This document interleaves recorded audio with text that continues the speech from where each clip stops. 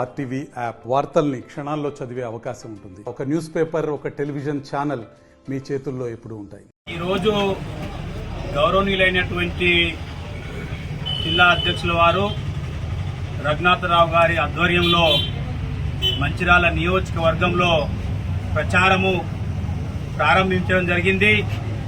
ఈ యొక్క ప్రచారంలో దేశం పట్ల, దేశం యొక్క అన్యుత్యాన్ని కాపాడే అటువంటి భావజాలం ఉన్నటువంటి అన్ని సామాజిక వర్గాల ప్రజలు ఆశీర్వదించి మళ్ళొక్కసారి గౌరవనీయులైనటువంటి నరేంద్ర మోదీ గారిని దేశ ప్రధాని చేసుకోవాల్సిన అవసరం ఎంతైనా ఉన్నదని అటువంటి ఆలోచన చేస్తున్నటువంటి ప్రజల భావజాలం ఇక్కడ కనబడుతుంది.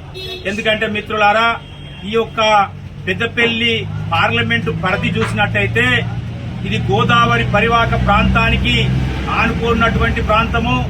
ఈ గోదావరి పరివాహక ప్రాంతంలో పారిశ్రామిక ఏరియాగా ఉన్నటువంటి ప్రాంతము.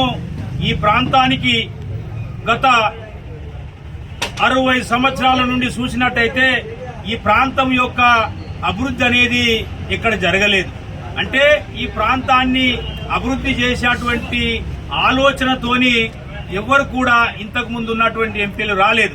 కానీ మా పార్టీ అయినటువంటి బీజేపీ పార్టీ, ఈ దేశం యొక్క ప్రధాని నరేంద్ర మోదీ గారు, మా అధ్యక్షుల వారు చెప్పినట్టుగా ఈ ప్రాంతంలో ఎటు చూసినా జాతీయ రహదారులుగా, ఎటు చూసినా పారిశ్రామిక ఏరియాలో ఎరువుల కర్మాగారాన్ని మళ్లీ దాన్ని రెండోసారి పునరుద్ధరించి ఈ రోజు రైతాంగానికి కావలసినటువంటి ఎరువులు సప్లై చేస్తున్నారు మిత్రులారా.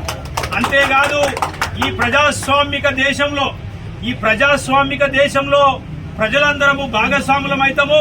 అది ప్రజలందరికీ తెలిసిన విషయమే.